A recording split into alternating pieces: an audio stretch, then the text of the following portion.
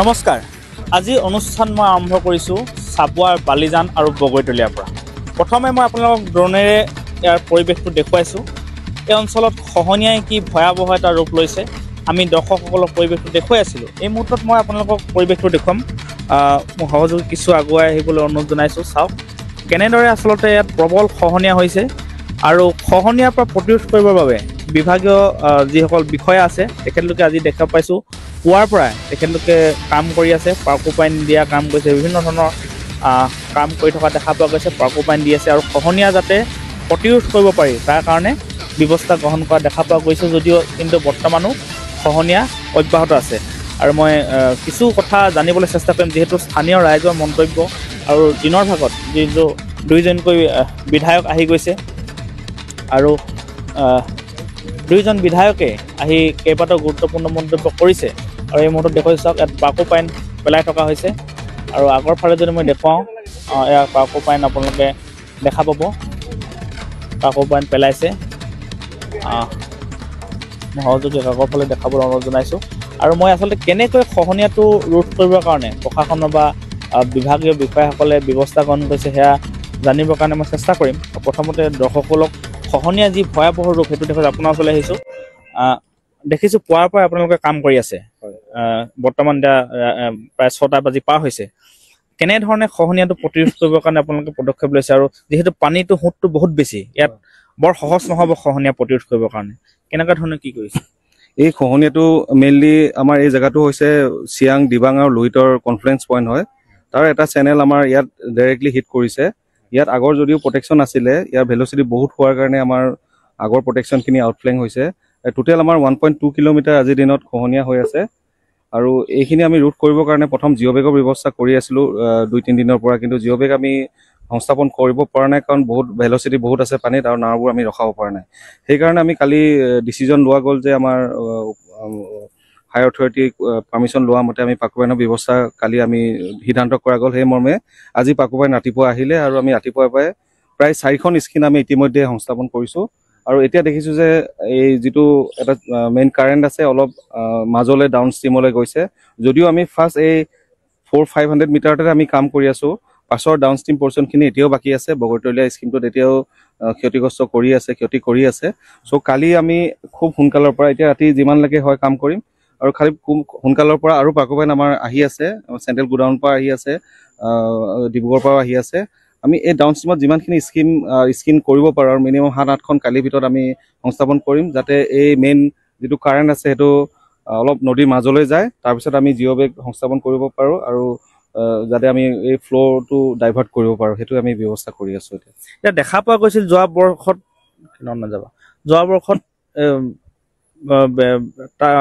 পুখুৰীজানত এইটো অৱস্থা হৈছিলে তাক বাৰ বিন্ধাকাটত হৈছিলে এইবাৰ বিন্ধাকাটত সেইটো পৰিৱেশ নাই পুখুৰীজানতো সিমান খহনীয়া নাই এই বছৰ ইয়াত হৈ গ'ল এইটো মানে কেনেকৈ হৈছে বস্তুটো আচলতে এই যিটো কনফ্লুৱেঞ্চ পইণ্ট আছে আমাৰ ব্ৰহ্মপুত্ৰ নদীখন ইয়াতে আমাৰ জন্ম হৈছে ধৰি লওক মুলুক গাঁৱৰ পাছফালে ধৰি লওক পুখুৰীজানৰ পৰ্চনটোত কিন্তু 2021 চনৰ পাছত এই দিবাং নদীখন লুইটৰ লগত লাগি গ'ল হাতীগুলিৰ ওচৰত তো সেইকাৰণে সেই যিটো ফ্ল' দিবাঙলৈ গৈ আছিলে এই ফ্ল'টো এতিয়া চিয়াঙলৈ নাযায় আৰু চিয়াং আমাৰ পাৰ্পেণ্ডিকুলাৰলি ইয়াতে আপোনাৰ এই প্ৰথম মুলুকগাঁও 2023 আমাৰ মুলুকগাঁও 22-23 মুলুকগাঁও দিগদাৰ লগালে 2024 আমি পুখুৰীজানত একদম মানে বহুত প্ৰটেকশ্যন ল'ব লগা হ'ল যেনে তেনে বাচিলে তাৰপিছত আমি কাম কৰাৰ পিছত নিদাত এটা স্কিম আহিলে পুখুৰীজানখিনি গোটেইখিনি আমি ৰেষ্টৰেশ্যন কৰাৰ পিছত এতিয়া আমাৰ এই যিটো থ্ৰাষ্টটো আহিলে এতিয়া আমাৰ ইয়াত জাষ্ট ৰৌমৰীয়া আপত বগৰতলীয়া আপত আৰু এই পুখুৰীজানৰ মাজত এই বালিজান এৰিয়াখিনিত এইটো আপোনাৰ 3.9 কিলোমিটাৰ হয় টোটেল এই 3.9 কিলোমিটাৰ ষ্ট্ৰেচটোত এতিয়া লাষ্ট পৰ্চনত আমাৰ খুব বেছিকৈ ঠেকা মাৰি আছে আৰু এইটো দেখা গৈছে যে এই ভেলচিটিটো মানে এখন নদীখনৰ জাষ্ট মানে ফুট হিলছ মানে আমাৰ পাহাৰ ফুট হিলছৰ পৰা জাষ্ট নামি আহিয়ে এই কাৰেণ্টটো এতিয়া ডিচিপেট হ'ব পৰা নাই কাৰণ ভেলচিটি বহুত বেছি আছে চ' এইকাৰণে ইৰোশ্যন ফুটটো বহুত বেছি তো আমাৰ নাওবোৰ ইয়াত আজিৰ দিনত ৰখাব পৰা নাই আৰু চেনেল উইথটো ইয়াত বহুত কম এইটো মেইন চেনেল দৰে হৈ গৈছে তো ভেলচিটি এই চাউথ বেংকত বহুত বেছি আৰু এটা কথা মই আপোনাৰ পৰা জানিবলৈ চেষ্টা কৰিম যিহেতু এই মানে জিঅ'বেগ দিয়া হৈছিল একদম বিন্ধাকটাৰ পৰা বগৈতলীয়ালৈকে আগৰ ফালে দি থকা হৈছে কিন্তু বিভিন্ন প্ৰান্তত এতিয়া খহনীয়াটো হৈ গৈছে আৰু বহুতে অভিযোগ কৰে যে কি তলৰ ফালে বৰ বিশেষ দখলকে নিদিয়াৰ কাৰণে যিহেতু তলৰ পৰা খান্দিছে সেইকাৰণে সহজতে উঠিলে এইটো কিবা বিকল্প আপোনালোকে চিন্তা হয় কৰিছে? এইটো আপোনাৰ 2020-21 চনৰ আগত যিখিনি আমাৰ ডিজাইন আছিলে ডিপাৰ্টমেণ্টে আমি যিখিনি ডিজাইন কৰোঁ তো আমাৰ 40% ডিছচাৰ্জৰ কাৰণে আমি এই ডিজাইনটো কৰিছিলোঁ সেইটো মৰ্মে আমি এপ্ৰনটো আমি ডিজাইন কৰোঁ বা আমি এক্সিকিউট কৰিছিলোঁ কিন্তু 2020-22 চনৰ পিছৰ 21 চনৰ যিখিনি পাছৰ স্কিম আছে ডিজাইনটো চেঞ্জ হৈছে গোটেই আমি ডিছচাৰ্জটো 100% লৈছোঁ মানে ব্ৰহ্মপুত্ৰখনৰ গোটেই 100% ডিছচাৰ্জটো মুলুগাঁৱৰ পৰা ডাউনলৈ গৈ আছে তো তেনেকৈ ডিজাইনটো আমাৰ চেঞ্জ হৈছে আৰু তেনেকৈ এপ্ৰনবোৰ আমাৰ ডাঙৰ হ'ল সেইটো আমাৰ ৰিচেণ্টলি যিটো এডিবি কাম চলি আছে ডিব্ৰুগড় টাউনত নাগাগুলিত চলি আছে মোহনাঘাটৰ টাউনত চলি আছে তো সেই নতুন ডিজাইন মতে চলি আছে এতিয়া তো এই জেগাবোৰতো আমি য'ত য'ত পাৰোঁ এডাপ্টেশ্যন কৰি আমি ডিজাইনটো চেঞ্জ কৰিছোঁ যেনেকৈ পুখুৰীজানত আমি নতুন ডিজাইনত কাম চলি আছে এতিয়া এই পৰ্চনটোত আগত কাম আছিলে যদিও এইটো পুৰণা ডিজাইনত আছিলে 2020-21 চনৰ আগৰ এতিয়া মানে যিখিনি কাম কৰিছে তলৰ ফালে বেছি আপোনালোকে এতিয়া আমি তলৰ এপ্ৰনবোৰ ডাঙৰ হ'ল এতিয়া আগৰ যিটো এপ্ৰন চাইজ আছিলে তাতকৈ মানে ভলিউমটো ডাবল হ'ল এইটো মানে খহনীয়াটো এতিয়া আগৰ যিখিনি আছিলে এপ্ৰন সেইখিনিয়ে মানে এই ভেলচিটি বা এই কাৰেণ্টটো বা এই ডিছচাৰ্জটো ৰাখিব পৰা নাই সেইকাৰণে আমাৰ বস্তুবোৰ জেগাই জেগাই আউটফ্লেং হৈছে ক'ৰবাত বেগৰ যদি 2-3টা বেগ ওলাই গৈছে লাহেকৈ বেগখিনি ওলাই তাতে আউটফ্লেং হৈ গুচি গৈছে স্কিমবোৰ বেয়া হৈছে কিন্তু এতিয়া আগৰ যিবোৰ স্কিম আছে আমি লাহে লাহে ষ্ট্ৰেংথেন কৰি আছোঁ এডাপ্টেশ্যন কৰি আছোঁ তাত আমি ভলিউম অফ এপ্ৰন যিটো ভলিউম আছে তাৰ আমি সেইটো ডাবল কৰি আছোঁ আজিৰ দিনত আপোনাক মই আৰু এটা কথা সুধিব বিচাৰিছোঁ আগতে আপোনালোকে যেতিয়া এইটো প্ৰজেক্টটো লৈছিলে তেতিয়া আচলতে হয়তো চিয়াংখনে এইটো আমনি দিয়া নাছিলে বা চিয়াংখনে এইটো খহনীয়াটো হোৱা নাছিলে সেইটো কাৰণে এইটো ব্ৰহ্মপুত্ৰত এনেকুৱা এটা পৰিৱেশ নাছিলে এতিয়া চিয়াংখন অহাৰ পৰাতো সেইটো প্ৰজেক্টৰ কাম নাইকিয়া হৈ যাব সেই তেনেকুৱা ধৰণৰ হৈছে ধৰি লওক তেতিয়া ডিছচাৰ্জটো কম আছিলে আমি যদিও ব্ৰহ্মপুত্ৰ বুলি ধৰিছিলোঁ মুলুগাঁও ওচৰৰ পৰা কিন্তু তেতিয়া মানে তাত 21 চনৰ আগৰ এতিয়া মানে যিখিনি কাম কৰিছে তলৰ ফালে বেছি আপোনালোকে এতিয়া আমি তলৰ এপ্ৰনবোৰ ডাঙৰ হ'ল এতিয়া আগৰ যিটো এপ্ৰন চাইজ আছিলে তাতকৈ মানে ভলিউমটো ডাবল হ'ল এইটো মানে খহনীয়াটো এতিয়া আগৰ যিখিনি আছিলে এপ্ৰন সেইখিনিয়ে মানে এই ভেলচিটি বা এই কাৰেণ্টটো বা এই ডিছচাৰ্জটো ৰাখিব পৰা নাই সেইকাৰণে আমাৰ বস্তুবোৰ জেগাই জেগাই আউটফ্লেং হৈছে ক'ৰবাত বেগৰ যদি 2-3টা বেগ ওলাই গৈছে লাহেকৈ বেগখিনি ওলাই তাতে আউটফ্লেং হৈ গুচি গৈছে স্কিমবোৰ বেয়া হৈছে কিন্তু এতিয়া আগৰ যিবোৰ স্কিম আছে আমি লাহে লাহে ষ্ট্ৰেংথেন কৰি আছোঁ এডাপ্টেশ্যন কৰি আছোঁ তাত আমি ভলিউম অফ এপ্ৰন যিটো ভলিউম আছে তাৰ আমি সেইটো ডাবল কৰি আছোঁ আজিৰ দিনত আপোনাক মই আৰু এটা কথা সুধিব বিচাৰিছোঁ আগতে আপোনালোকে যেতিয়া এইটো প্ৰজেক্টটো লৈছিলে তেতিয়া আচলতে হয়তো চিয়াংখনে এইটো আমনি দিয়া নাছিলে বা চিয়াংখনে এইটো খহনীয়াটো হোৱা নাছিলে সেইটো কাৰণে এইটো ব্ৰহ্মপুত্ৰত এনেকুৱা এটা পৰিৱেশ নাছিলে এতিয়া চিয়াংখন অহাৰ পৰাতো সেইটো প্ৰজেক্টৰ কাম নাইকিয়া হৈ যাব সেই তেনেকুৱা ধৰণৰ হৈছে ধৰি লওক তেতিয়া ডিছচাৰ্জটো কম আছিলে আমি যদিও ব্ৰহ্মপুত্ৰ বুলি ধৰিছিলোঁ মুলুগাঁও ওচৰৰ পৰা কিন্তু তেতিয়া মানে তাত চিয়াংখনৰ যিটো ভলিউম আছিলে সেইটো তাত এড নাছিলে ধৰি লওক ডিজাইনতো আমি লোৱা নাছিলোঁ কিন্তু সেইটো তেনেকৈ ডিজাইন আজি অতীজৰ পৰা ধৰি লওক আমি কৰি আছোঁ লাষ্ট ধৰি লওক 15-20 বছৰ সেইটোৱে ডিজাইন চলি আছে তো আমাৰ যেতিয়া দিবাংখন এভালচন হ'ল লুইটৰ পৰা চেণ্ট্ৰেল ৱাটাৰ কমিশ্যনত আমাৰ ডিজাইনটো চেঞ্জ হ'ল আৰু সেইটো মৰ্মে এতিয়া এডিবি কামবোৰ নতুন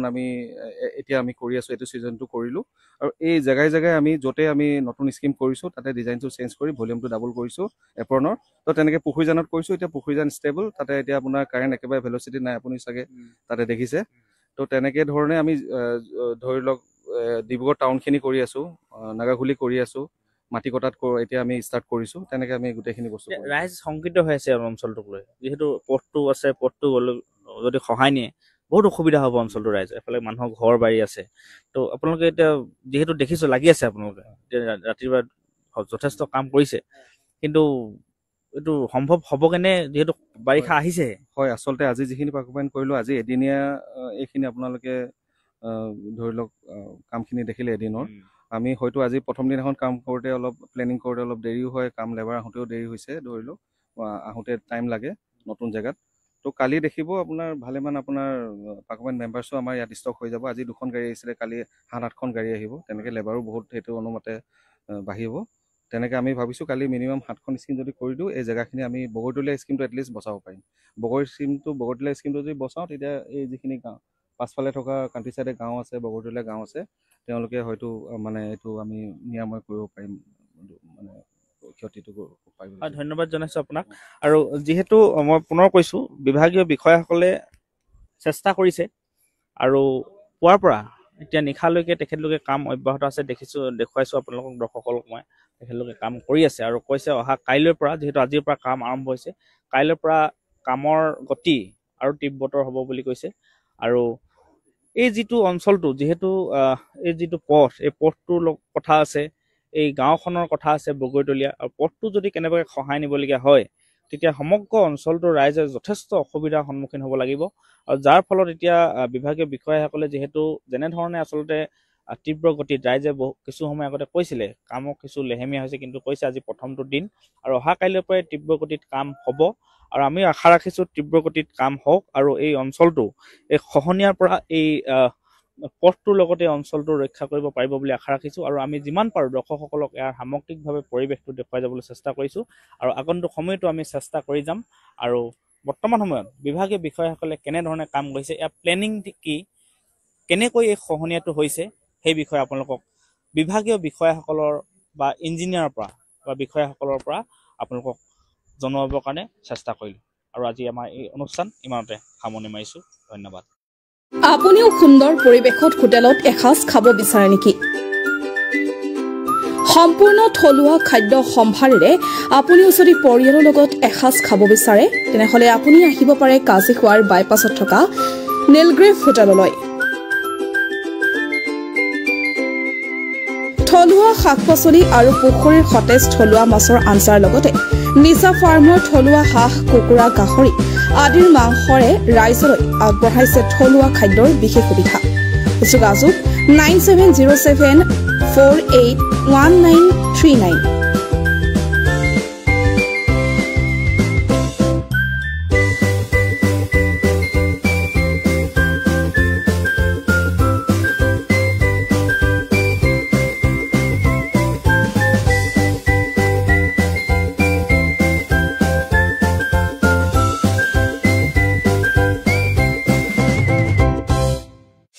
চাবুৱাবাসীৰ বাবে সুখবৰ।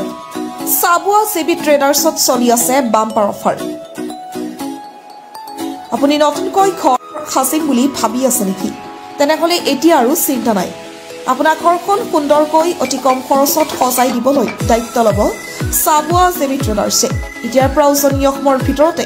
অতি কম খৰচত জেবি ট্ৰেডাৰ্ছত উপলব্ধ অত্যাধুনিক ডিজাইনৰ tiles, sanitary fitting, PVC fitting, wall painting, tiles, granite বেচিং ইত্যাদি। ডিব্ৰুগড় দিশৰ পৰা আহিলে চাবুৱা মেচ তিনিআলি পাৰ কৰি পেট্ৰল পাম্প নাপাওঁতে আৰু তিনিচুকীয়া দিশৰ পৰা আহিলে পেট্ৰল পাম্প পাৰ কৰি পাব চাবুৱা জেবি ট্ৰেডাৰ্ছ। আপুনি যদি ঘৰ সাজিম বুলি ভাবি আছে তেন্তে আজি যোগাযোগ কৰক 8812073757 নম্বৰত।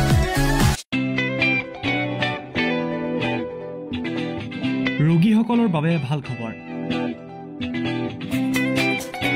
চাবুৱা ছেইণ্ট লুকছ হস্পিটেলত পাব ৰেহাই মূল্যত চিকিৎসা। চাবুৱাৰ ছেইণ্ট লুকছ হস্পিটেলত এক্স-ৰে, চিটি স্কেন, আল্ট্ৰাছাউণ্ড, অত্যাধুনিক মেচিনৰ দ্বাৰা লেবৰেটৰী টেষ্ট ইত্যাদি পৰীক্ষাসমূহ ডিব্ৰুগড় জিলা নাৰ্ছিং হোমতকৈ 40% ৰেহাই মূল্যত কৰা হয়। লগতে ডায়েবেটিছ ৰোগীসকলে হায়দৰাবাদৰ পৰা অহা বিশিষ্ট চিকিৎসক ডাক্তৰ শুভান্দৰী চন্দ্ৰৰ পৰা পৰামৰ্শ ল'ব পাৰিব। স্ত্ৰী আৰু প্ৰসূতি ৰোগৰ বাবে হায়দৰাবাদৰ স্ত্ৰী ৰোগ বিশেষজ্ঞ ডাক্তৰ উমা দেৱী ভিয়ে চিকিৎসা আগবঢ়াব। লগতে উৰিষ্যাৰ পৰা অহা চিকিৎসক ডক্তৰ ৰঞ্জন কুমাৰ জিনাই নিউৰলজি চিকিৎসা আগবঢ়ায়। গতিকে এতিয়াৰ পৰা আপোনালোকে ৰেহাই মূল্যত বিশিষ্ট চিকিৎসকসকলক তেওঁলোকৰ অন্তৰ্গত সকলো বেমাৰ দেখা কৰি পৰামৰ্শ ল'ব পাৰিব। প্ৰয়োজন সাপেক্ষে ৰোগীসকলে যোগাযোগ কৰিব পাৰিব 8822455808 নম্বৰত।